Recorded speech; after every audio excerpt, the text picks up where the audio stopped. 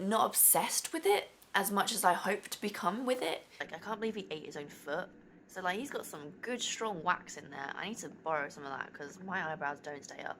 He's getting defeated by this tiny little toothpick of a knife. What's up, guys, and welcome back to another One Piece vlog. So we are continuing the East Blue saga today with the next volume. So this video is going to be encompassing the Syrup Village arc and the Baratie arc, and that will be chapters 22 to 41 for the Syrup Village arc and 42 to 68 of the Baratie arc, which is volumes 3. So I already read volume 3 in the last vlog. I kind of like encompassed it in that one because it was only a few more chapters. So we'll be starting with volume 4 in this vlog and then ending on volume 8, which kind of crosses over into the next arc as well. So I'll see how that goes with like fitting it in. I currently have the next 3-in-1 omnibus with me. I'm borrowing these off a friend, so one at a time. So I don't have 7 to 9 at the moment, but I'm planning to read this weekend and we'll see. I had such a good response from the first video, so that was really crazy to see actually how many people watched that and were happy to see me starting the One Piece journey. So it's made me even more excited to get into it and kind of see more about what this series is like, because I think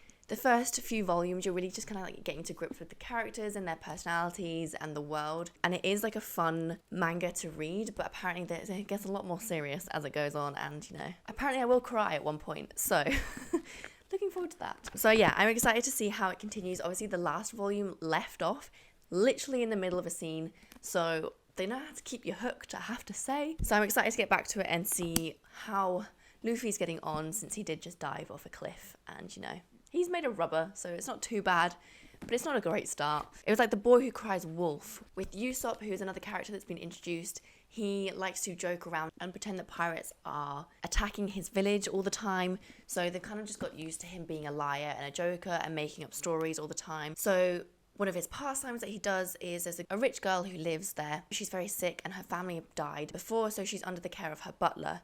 He goes and he tells her stories and kind of brings like a little bit of fun to her life by telling her all these like made up stories. He then overhears with Luffy the butler talking, and apparently he's not actually a butler. He's this old dangerous pirate that everyone thought had died, but actually he's been living there for 3 years in hiding, or like in disguise, to do this big plan that he has to take all her money, and he's going to go and kill her. So Usopp obviously knows this, and he's trying to now save the girl. Obviously no one's now going to believe him because pirates are actually attacking the village, but he always says that they're attacking a village, so they think he's just lying. And there's this like hypnotism guy who's not very good because he keeps hypnotizing himself when he does it and falling asleep. But you know, he's still pretty dangerous and he walks backwards, as you do. But that's where we are at the moment. I feel like that was not a cohesive roundup of what just happened, but I'm going off a memory of about a week ago, which is not very strong. There's Usopp there on the back. I will see you very shortly when I have an update of how it's going. I have to say, Usopp is very good with a slingshot. A few pages in and he just walloped a few people, just pinging them. So I finished volume 4, and we're kind of like really rooted in the Syrup Village arc now. The last chapter, or the last volume we were just kind of getting to know the setup. It was a little bit slower than this volume. You know, we were just getting to know Captain Kuro, their plan, find out Usopp and like kind of like how he is perceived by the village and all the setup, the grounding work for him not to be believed and that kind of thing. This volume obviously starts right in the middle or the beginning of the action, so we see a lot more action in this, and it's pretty much just an entire big fight scene. So it was super quick to read through because it literally is just them fighting. Like, even if I just like flick through, you can kind of see quickly that it is just like a lot of shouting and fighting and everything like that, which made it a lot more interesting. And we've got some cool villains again. These are cat themed villains, so they've got like claws. It's like, this is one of them, if it focus, and you can see the claws of the other one there. So you got like a big cat dude and a skinny cat dude who are fighting Zoro and Luffy. Luffy obviously is so funny, actually. That was one of the funny bits that happened at the start. So they go to the wrong beach, obviously, because they're numpties and they're not that great. So they set up their trap to defeat the pirates on the wrong beach. So Usopp tells Luffy that it's on the north beach. So Luffy, just guns blazing, goes and runs for it. Not a clue where he's actually running to, because he has no idea which direction north is. So he's running around like a headless chicken trying to find north. And they all make it to the beach without him, and they're like, where's he gone? He was like miles ahead of us and he's just vanished. So he turns up to the party a little bit late and is really annoyed that he was told the wrong beach or like the wrong direction. I also liked actually how Nami is coming into her own in this one. The first like few times that she's been involved in a fight scene, she was obviously very orientated about getting the treasure. That's her goal, is she is there to get money. But she also has like more of a value for the characters now, I think. And not that she didn't before, but the way she helped was mainly for the treasure, whereas she's become a little bit more of the pack here. Like, she's helping Zoro get his swords. She stood on Luffy's face but woke him up, so that was helpful in the long run. She just seems becoming more of an important character as this arc continues. So I like that. I hope that continues as well. But yeah, so I still need to finish this arc. I think that will happen in maybe the next volume. So I think I'm going to try and read another volume just now before I have to head to work. Very sad. And then I'll let you know how it's going with that one. Actually, just before I continue on reading, the Captain Do That Was a Butler. I'm not sure of how I feel about him as a villain. He seems too, like, absolutely villainous. Sorry, that was a really weird echo. He seems too, like, absolutely villainous.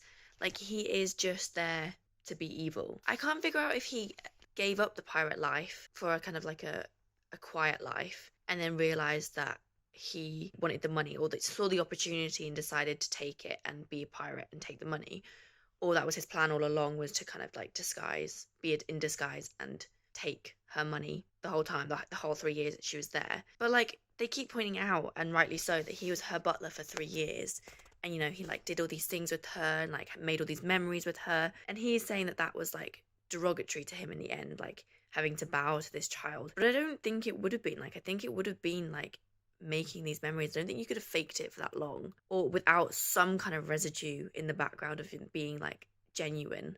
So I feel like he needs to have some kind of human aspect to him, whereas at the moment he just seems to be evil for being evil. Like, he's horrible to his crewmates, he's horrible to her, he's just evil. There seems to be no other driving force other than the fact that he just wants to be evil. So I'm hoping that something more comes to him as a kind of villain character, but we'll see. I finished the arc, so I'm on chapter 42 now, which is kind of over that's not my face. Over 2/4 of the way through the next volume, and Usopp has joined the ship. They've got their ship, I want to say merry-go-round. Isn't the Merry Roger? Merry-go, just the Merry-go. So they've got their ship now. They've got another member of their team with Usopp, who is actually like a really good character. I actually really enjoyed him. I think Captain Kuro was such a good contrast between our main characters and kind of like the epitome of pirates. So it turns out he was just kind of tired of being a pirate. I think he thought he was above piracy even, you know, having to like take these like unclever people around and just do kind of like mindless robbing, and all he got in return was being chased by people like the Navy. So he wanted to do a kind of bigger scheme that was above just simply like pillaging and taking money. He wanted to be able to take the money but also live a calm life. So he kind of was just like the antagonist, like the opposite of Luffy and Usopp and our main kind of bundle of characters, in the way that he like viewed piracy, treated his pirate people. Yeah, I think that's mainly his role, was just to kind of see the opposite side of piracy. So it is nice that they're joined, and the little like story arc of the little 3 mini pirates is very cute in how they're now to like go and live their dream and achieve all that they want. Kind of a little bit like Luffy at the start. You know, he was very young and he wanted to be a pirate, but he was told by a wise captain to go and live his dreams and like wait and like work for his dream. And Usopp's now done that for his 3 little pirates. So that was kind of cute. I kind of enjoyed that. I think that was kind of a good arc after it got going. It was slow to get going, but I still very much enjoyed it, and I'm looking forward to the next one. I have no idea what the next one's going to be because I haven't started it, so I'll probably let you know once I've read a little bit and I know actually what's going to happen in, I can't remember what it's called. My memory is so bad. Baratie, Barbaric, I don't know, something with a B. So yes. I have finished now this whole omnibus. I haven't updated you in a while though, because I'm not gonna lie, it's not been my favourite volume so far, or like arc so far, the Baratie arc, but I think that's because we're just about to get into it. It's the longest one that I've read so far, or in the series so far. So maybe it's just taken a bit of time to kind of build up to it, or it's just not my thing so far. But there are bits that I like. So obviously they got their ship at the end of the last one. They set sail and they've reached this floating restaurant, pirate restaurant. And we had, at the end of the last volume, we had this like navy dude who was like a bit of a knob. We've met Sanji, I think it's Sanji, who I think is going to be our next crew member. Something happened with the crew with Nami, but we'll get to that in a minute.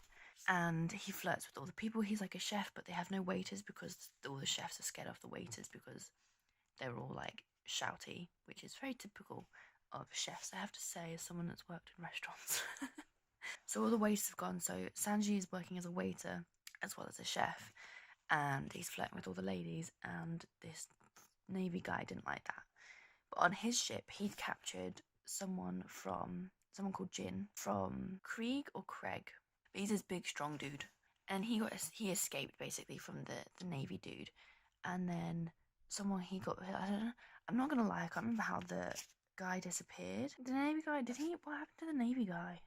I don't know what happened to the navy guy. He kind of just wasn't a thing anymore. Oh, there we are. I've had enough. I'm leaving this rough house. So he kind of just disappears. So that's kind of like anticlimactic with the whole plot that was going on with him, because he's like, yeah, so long, farewell. So that was a bit of a weird ending to the 5th volume there. And then we've got the start of the next volume, which is all about Craig. Craig sounds too close to Greg. It sounds a bit, I feel like I'm not pronouncing that right. But Sanji ends up giving the pirates some food because he's starving from being captured and dehydrated. So he gives them some food because he thinks as a chef it's his job to feed starving people, which, you know, it kind of is. So he does that. The chef comes alive and he goes back to Craig and tells Craig that this restaurant's here and that he can take him to the restaurant. They take him to the restaurant and it turns out they've been to the Grand Line, where searching for the One Piece. They only lasted 7 days, however, before they were defeated by this ultimate sword killer dude called Hawkeye, and their ship is basically ruined. They've only got 100 people left out of like 5,000 people, and they're all starving and they're all hungry. So Craig comes in and he's like, give me food. And the chefs are like, no, we're not giving you food because you're bad. You're a bad person. You're like the worst person in the sea. But then Sanji's like, I'll give you food because, you know, it's my job to feed you. So they give them food and then they start to attack. But they don't get very far. This is the thing. It kind of like, it feels like it's not come to the surface yet. The fight started to happen and then suddenly like they kept getting interrupted. So like first like Hawkeye turned up, and this turns out this is who Zoro's been after because he is the best sword fighter in the world, and Zoro obviously wants to be the best sword fighter of the world. So they start fighting, but he's very, very outmatched. He's not doing well. He's getting defeated by this tiny little toothpick of a knife. But Hawkeye actually likes Zoro quite a lot. Like, he's got a lot of determination and guts. So he's like, actually, you know what? I'll let you live. You better beat me next time. Which is kind of nice. It's very nice. Oh, I forgot about Nami. In the meantime, Nami's stolen the ship. Which she seems very upset by it, though, because she's, like, crying as she does it, as she sails away. So I think she's going to come back. She's going to regret it. She's going to come back with the Merry. Oh, no, they've gone after the Merry. Usopp's gone after the Merry. So I think they're going to go and meet again, and she's going to regret it, and she's going to come back. I think she'll still be part of the crew. I don't think she's gone forever, or, like, is now an enemy. I think she'll still be part of the crew. I'll be really upset, because I started to like her a lot. She was, like, I feel like she was getting part of a character, because she's not as part of the main plot, I think, as Zoro and Luffy. And even Usopp seems to get more lines than she does. So I'm hoping she becomes a bigger part, or a bigger character. But yeah, we were just getting into the fight, I think, when this ended. So hopefully, once I've read the next volume, I'll be enjoying this Baratie arc a little bit more. A lot's happened, and as you can tell, I'm quite confused. I do know what's going on, but just saying it out loud, there's a lot going on. I hope you can't hear my air fryer in the background. It's quite noisy. I didn't think this through. But I have finished the next volume of One Piece. So I finished volume 7 yesterday. So we're almost at the end of the arc. And I did enjoy that one a lot more than I enjoyed the previous volume in this arc. I think we saw a lot more of the character developing, if that makes sense. So we had Jin. He went back and forth between being a good guy, then betraying them, then being a bad guy, then betraying them. Like, you know, he went back and forth. And he ended up, you know, coming through and he saved Luffy, which was nice to see. Just got louder. I really hope you can't hear it. Not that's not going to do anything. What am I doing? What an idiot. Nami is still missing, which I think now that kind of like the pirate ship is saved. So Luffy managed to save the pirate ship pretty much at the end of that volume. Well, he managed to save them from the gas bomb. So I'm hoping that we'll see a little bit more of Usopp, who have obviously gone off to find Nami, and where that's going, because we don't know where that's gone at the moment. That hasn't been touched on at all. So we'll see. I think she's gonna come back, mainly because I've seen character art, and she's in that. So I feel like they wouldn't have kept her in it if this whole series she was only in the first 7 volumes. Like she would have been in this more. So I think she's gonna come back, and I like her, and I hope she does. I really like the flashback we saw of Sanji and Redfoot. That was a really cute beginning, although kind of gross. Like, I can't believe he ate his own foot. Like, that's kind of grim.